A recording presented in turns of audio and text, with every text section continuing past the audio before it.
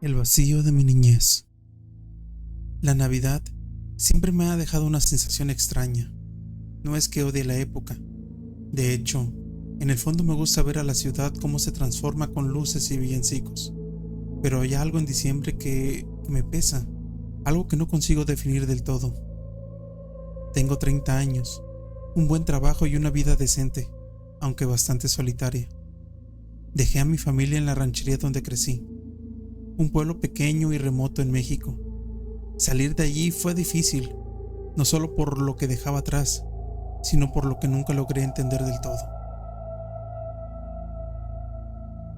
Recuerdo que cuando era niño, los días de fiesta siempre me llenaban de emoción. Al menos eso es lo que me han contado. Lo raro es que, por más que lo intento, no tengo recuerdos claros de Navidades antes de mis 8 años. Es como si mi memoria tuviera vacíos. Trato de recordar esos años, pero nada aparece, solo sombras difusas. A veces cierro los ojos y creo ver la imagen de una sala llena de luces, una figura extraña junto a un árbol, pero no puedo asegurar nada que sea real.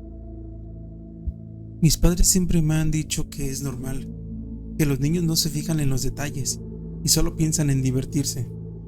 Sin embargo, hay algo en su tono que me resulta extraño, como si intentaran desviar el tema. Me han repetido esa explicación tantas veces que, en el fondo, sospecho que me ocultan algo.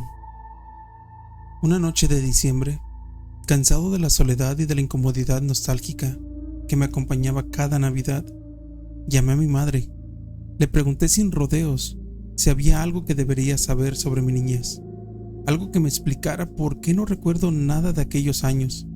Al otro lado de la línea escuché un silencio profundo, después un suspiro que me hizo temblar. Hijo, hay cosas que es mejor no recordar, me dijo con una voz que jamás había escuchado en ella, un tono grave y extraño, como si estuviera hablando de otra persona. Esa noche me costó dormir. La imagen de mi madre, de ese susurro al otro lado de la línea, me perturbaba. Mis recuerdos, esos fragmentos borrosos, empezaron a brotar como destellos en mi mente. Las luces de Navidad, parpadeando en la sala, una sombra de alguien que no aparecía en la familia, una presencia que se movía lento, acercándose al árbol, como si me mirara. Era una silueta larga, casi deformada, con los brazos extendidos, y un rostro que nunca he podido ver, pero que sé que estaba allí mirándome. Días después, llamé a mi padre. Él no quiso hablar de la Navidad ni de mi niñez, y rápidamente cambió el tema. Algo me decía que mi madre y él compartían el mismo secreto, uno que no querían que yo recordara. Empecé a revisar fotos viejas, buscando algo que me explicara aquella sensación, algún rastro en el rostro de mi yo de niño. Una imagen me llamó la atención. Era una foto de cuando tenía unos 7 años. Parado frente al árbol de Navidad, a mi lado estaban mis padres y detrás de nosotros había algo que nunca había notado. Una figura borrosa, casi invisible, pero se veía algo en el fondo, entre las luces y las sombras. Sentí un escalofrío recorrer mi espalda. Llamé a mi madre de nuevo con la foto en la mano y le pregunté que quién era esa figura. Ella guardó silencio, pero tras un suspiro pesado, dijo algo que no olvidaré nunca. Fue el año en el que tuviste fiebre. Aquella Navidad, cuando dijiste que alguien venía a visitarte todas las noches. Dijiste que era el hombre del árbol. Escuchar a mi madre pronunciar esas palabras fue como abrir una herida vieja y profunda. ¿El hombre del árbol? Ese nombre resonó en mi mente como un eco desde lo más oscuro de mi memoria. Me quedé en silencio tratando de procesarlo, mientras los detalles de una noche olvidada empezaban a emerger.